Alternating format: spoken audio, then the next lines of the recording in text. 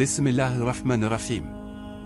حدثنا موسى بن إسماعيل قال حدثنا أبو عوانة قال حدثنا موسى بن أبي عائشة قال حدثنا سعيد بن جبير عن ابن عباس في قوله تعالى: لا تحرك به لسانك لتعجل به. قال: كان رسول الله صلى الله عليه وسلم يعالج من التنزيل شدة، وكان مما يحرك شفته.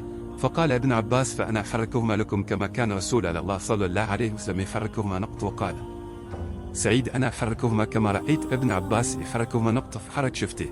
فأنزل الله تعالى: لا تحرك به لسانك لتعجل به نجمة إن علينا جمعه قرآنا. قال: جمعه له في صدرك وتقرأه، فإذا قرأناه فاتبع قرآنه. قال: فاستمع له وانصت، ثم أن علينا بيانه، ثم أن علي أن تقرأه نقطة. فكان رسول الله صلى الله عليه وسلم بعد ذلك ذاته جبريل استمع، فإذا انطلق جبريل قرأه النبي صلى الله عليه وسلم كما قرأه نقطة.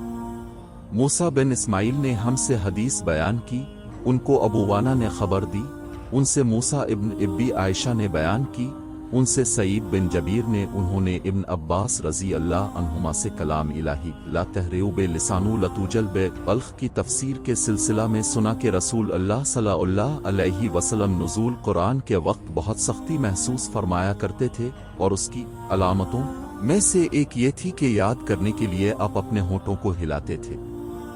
ابن عباس رضی اللہ عنہما نے کہا: میں اپنے ہونٹ ہلاتا ہوں جس طرح آپ ہلاتے تھے۔ سعید کہتے ہیں: میں بھی اپنے ہونٹ ہلاتا ہوں جس طرح ابن عباس رضی اللہ عنہما کو میں نے ہلاتے دیکھا۔ پھر انہوں نے اپنے ہونٹ ہلائے۔ ابن عباس رضی اللہ عنہما نے کہا: پھر یہ آیت اتری کہ اے محمد، قرآن کو جلد جلد یاد کرنے کے لیے اپنی زبان نہ ہلاؤ، اس کا جمع کر دینا اور پڑھا دینا ہمارا ذمہ ہے۔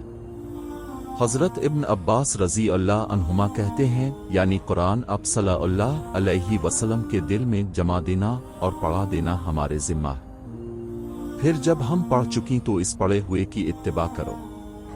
ابن عباس رضی اللہ عنہما فرماتے ہیں، اس کا مطلب یہ ہے کہ آپ اس کو خاموشی کے ساتھ سنتے رہو، اس کے بعد مطلب سمجھا دینا ہمارے ذمہ ہے، پھر یقیناً یہ ہماری ذمہ داری ہے کہ آپ اس کو پڑھو، یعنی اس کو محفوظ کر سکو۔